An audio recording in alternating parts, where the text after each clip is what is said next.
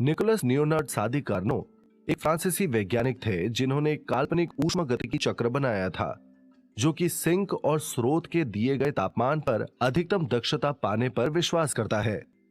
चक्र में 4 चरण होते हैं। अपने पिछले वीडियो में हमने कार्नो चक्र के पहले 2 चरणों पर चर्चा की थी। आइए अब इस महत्वपूर्ण चक्र के अंतिम 2 चरणों की चर्चा करें।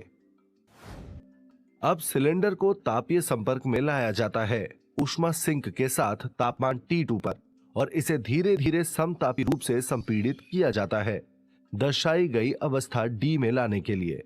गैस द्वारा प्राप्त दाब और आयतन अवस्था D में क्रमशः P4 और V4 है। तापमान T2 बना रहता है। गैस पर किया गया कार्य इस समतापी संपीड़न के दौरान है W2 equals Q2 equals N into R into T2 natural log of V3 upon V4। यहां Q2 सिलेंडर में गैस द्वारा सिंक को दी जाने वाली ऊष्मा है क्योंकि इसे संपीड़ित किया जा रहा है और गैस पर कार्य किया जा रहा है, अर्थात P3 V3 equals P4 V4। अब सिलेंडर को ऊष्मारोधी स्टैंड पर रखा गया है और गैस को रुद्धोष्म रूप से धीरे धीरे तब तक संपीड़ित किया जाता है जब तक कि यह अपनी मूल अवस्था A तक नहीं पहुंच जाता, जो है P1 V1 T1। रुद्धोष्म होने के कारण यह प्रक्रम परिवेश के साथ ऊष्मा का आदान प्रदान नहीं करती है, लेकिन संपीड़न के दौरान गैस पर कार्य किया जाता है, इसलिए इसका तापमान T2 से T1 तक बढ़ जाता है। इस प्रक्रम के लिए P4 into V4 raised to gamma equals P1 into V1 raised to gamma। ध्यान से नोट करें कि पूरे चक्र में गैस द्वारा अवशोषित ऊष्मा Q1 है और गैस द्वारा दी गई ऊष्मा Q2 है। जैसा कि पहले दिखाया गया है, चक्रीय प्रक्रम के लिए दक्षता होती है eta equals 1 minus Q2 upon Q1। समीकरण Q1 equals N into R into T1 natural log V2 upon V1 को Q2 equals N into R into T2 natural log V3 upon V4 से विभाजित करने पर हम पाते हैं Q1 upon Q2 equals T1 into natural log V2 upon V1 upon T2 into natural log V3 upon V4।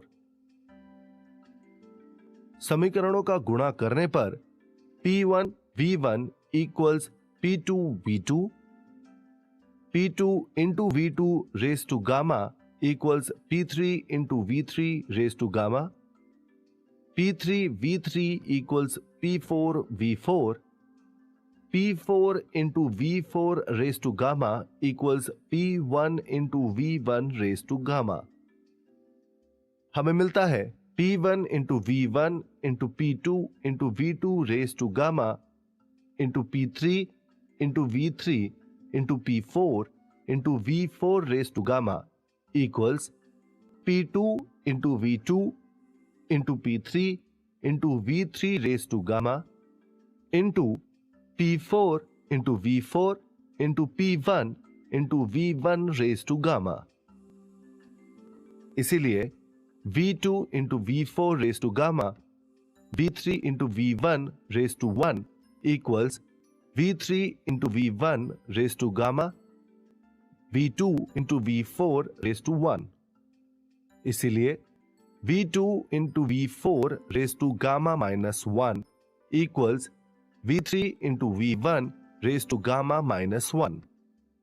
इसीलिए V2 into V4 equals V3 into V1।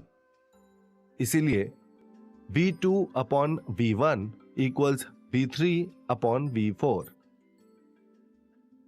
इस हल का उपयोग समीकरण में करने पर Q1 upon Q2 equals T1 into natural log V2 upon V1 upon T2 into natural log V3 upon V4। Q1 upon Q2 equals T1 upon T2। समीकरण eta equals 1 minus Q2 over Q1 का उपयोग करने पर हमें Karnaugh engine की दक्षता इस रूप में मिलती है: eta equals 1 minus T2 upon T1। ये समीकरण ईटा equals 1 minus T2 upon T1 यह भी दर्शाता है कि कार्नो इंजन की दक्षता केवल स्रोत और सिंक के तापमान पर निर्भर करती है। 100% की दक्षता केवल स्रोत के अनंत तापमान या सिंक के लिए परम शून्य ताप, जो वास्तव में कभी भी प्राप्त करने योग्य नहीं है, की सीमित स्थितियों में पहुंच सकती है। सारांश: कार्नो चक्र का तृतीय चरण सिलेंडर को ऊष्मा सिंक के साथ तापीय संपर्क में लाने के साथ शुरू होता है। इस चरण में गैस पर समतापी संपीड़न होता है, इसीलिए इस चरण में किया गया कार्य शामिल ऊष्मा के बराबर होता है और इसे गणितीय रूप से दर्शाया जाता है: W2 equals Q2 equals N into R into T2 natural log V3 upon V4।